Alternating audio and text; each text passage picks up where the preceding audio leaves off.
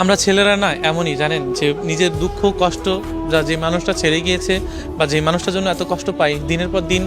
রাস্তাঘাটে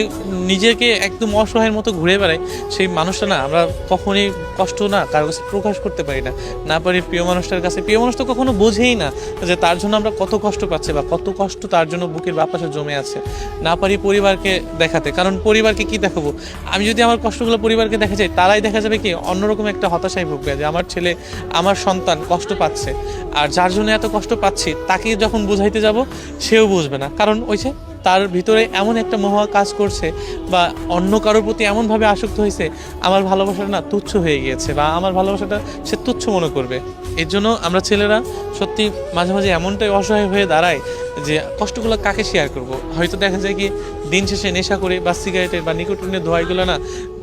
মানে নিজের দুঃখ কষ্টটাকে না হয়তো তাকে ভুলে থাকার জন্য আমরা হয়তো এই জিনিসগুলো করি, যে কষ্টগুলো কে বুঝবে। সবসময় একটা আফসোস নিয়ে থাকি যে আমি আমার ওর কাছ থেকে কেন এই কষ্টটা পেলাম, আমার প্রিয় মানুষটা আমাকে কেন কষ্ট দিল।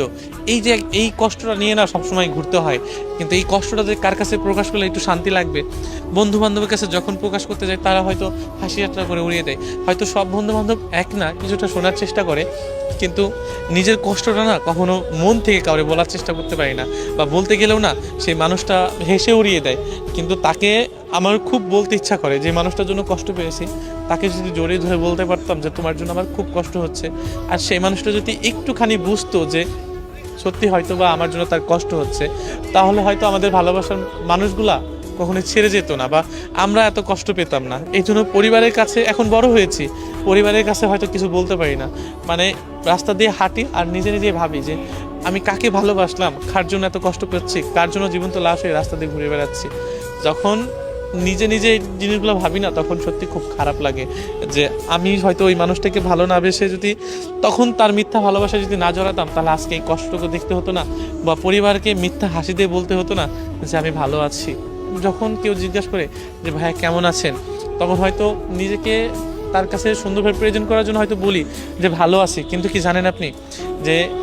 নিজের কথাগুলো নিজের কষ্টগুলো কখনো কাউকে বলতে পারি না, যে সত্যি আমি না ভালো নেই, আমি ভালো থাকতে পারছি না, আমার কারোর জন্য খুব কষ্ট হচ্ছে, যে মানুষটা আমাকে ছেড়ে গেছে তার জন্য কষ্ট হচ্ছে, আর আমার ভালোবাসার মানুষটা আমার কষ্টটা বোঝার চেষ্টা করতেছে না। এই কথাগুলো না মানে খুব জোরে জোরে বলতে ইচ্ছা করে, বড়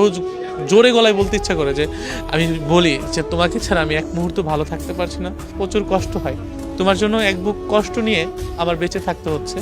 যে কষ্টটুকু আমি কখনোই ভুলতে পারবো না।